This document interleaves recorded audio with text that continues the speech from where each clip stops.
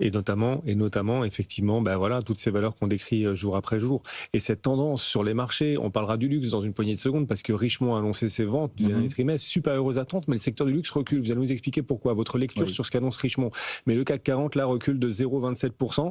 Ouais, c'est la quatrième baisse d'affilée quand même pour le CAC 40, même s'il reste proche de ses records et toujours au-dessus des 8300 points. Donc cette baisse plombée, expliquée, largement due au secteur du luxe. Kering et Lanterne Rouge du CAC, moins 3,7%. On a LVMH aussi en repli, moins 1,3%. Richemont a publié ses résultats, en tout cas son chiffre d'affaires, ses ventes supérieures aux attentes pour le dernier trimestre, mais Richemont aussi est emporté et recule en ce moment de 2%. Pourquoi?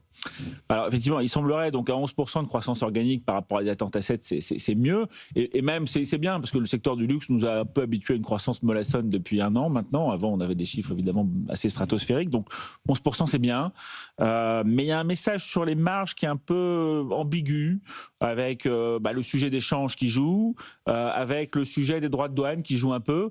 Et puis bon, là, on parle d'une valeur qui est très spécialisée sur la joaillerie. Et donc l'explosion des cours de l'or et de l'argent quand même a des impacts. Alors, difficile de savoir exactement si ça a des impacts tout de suite, s'il y a un peu de décalage, mais dans tous les cas de figure, c'est soit un peu de pression sur les marges, soit c'est de la demande future qui va être un peu rognée. On est quand même sur des hausses qui sont très, très spectaculaires. Donc, c'est évidemment des acteurs du luxe qui ont un pricing power, mais bon, ça peut avoir quand même ses limites à court terme. Après, c'est vrai que globalement, ça donne un message qui est raisonnablement positif sur la saison de résultats à venir dans le luxe, puisque on voit bien qu'avec la bourse américaine au plus haut, la clientèle américaine aujourd'hui est très à l'aise pour dépenser, et c'est quand même le point le plus positif. Autant sur la Chine, c'est assez moyen dans la clientèle chinoise, mais les ventes de Richemont auprès de la clientèle américaine sont très bonnes, et ça c'est vrai que c'est quand même globalement positif pour les publications du secteur du luxe, un secteur où globalement les attentes sont assez faibles sur 2026, donc on devrait avoir des mouvements de révision en hausse pendant la saison de résultats.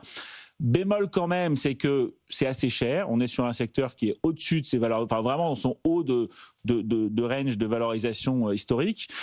Et donc effectivement, on va être confiant sur les publications, mais vigilant. C'est-à-dire que c'est quand même sans doute très sensible à la bonne tenue des marchés actions, notamment américains.